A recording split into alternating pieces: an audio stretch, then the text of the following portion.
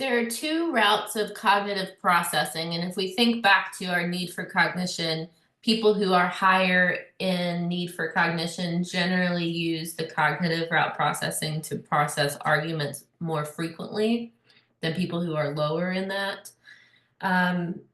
That trait-like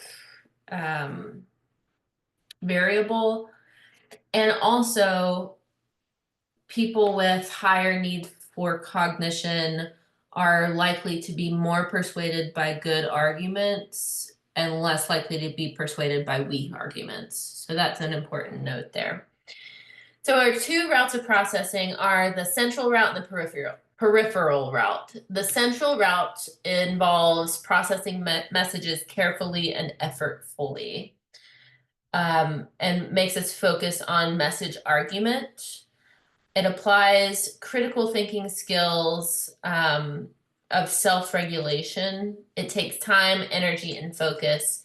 So when you think about central route, you are like really focusing, or when you are using your central route, you're really focusing on processing that information. You're focused on that argument.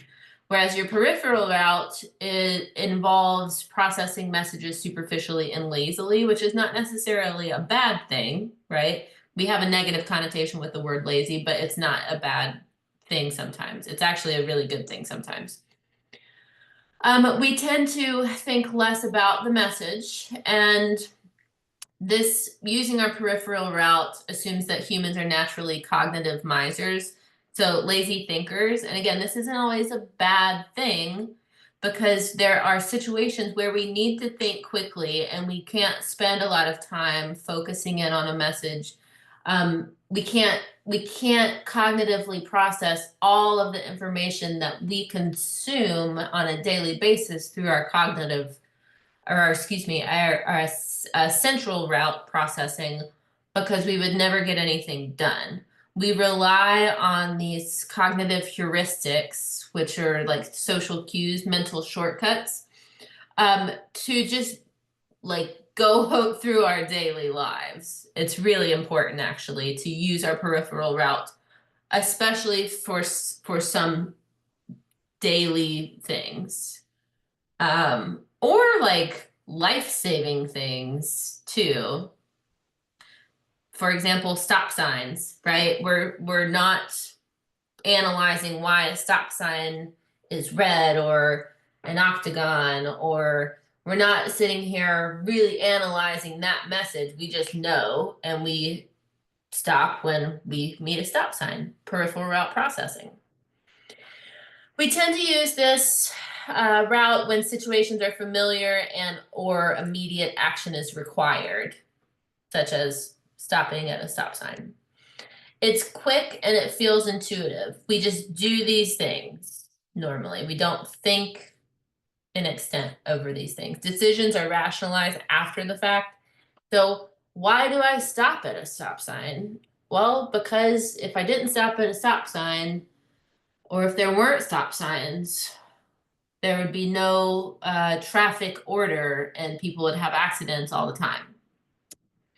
So this is our central route was our focus face. Our peripheral route is our normal face.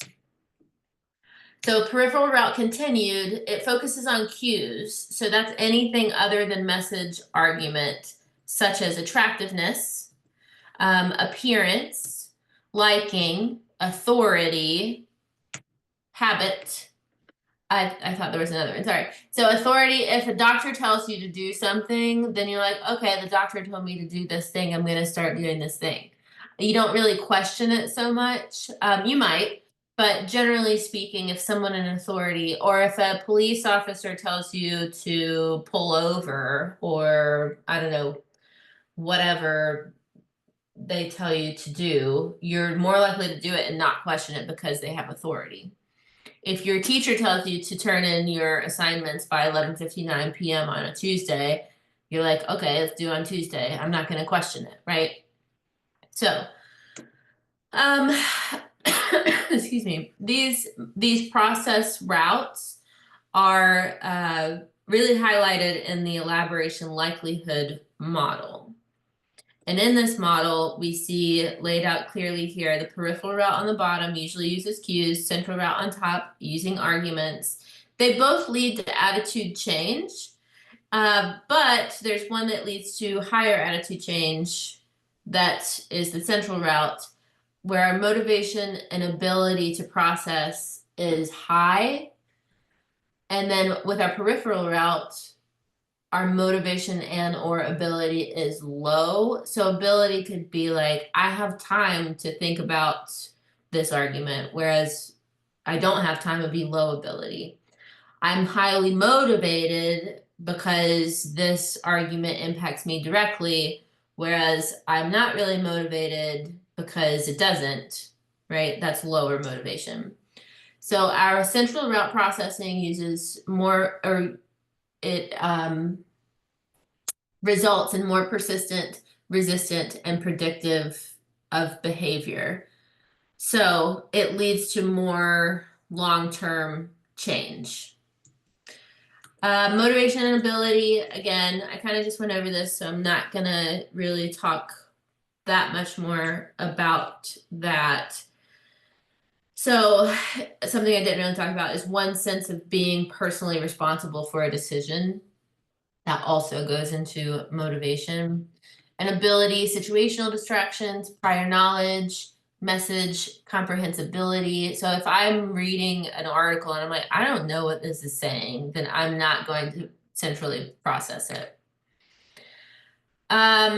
We're not going to do an activity. We would normally do that in an in-person class. I'm going to pause here and let that sink in.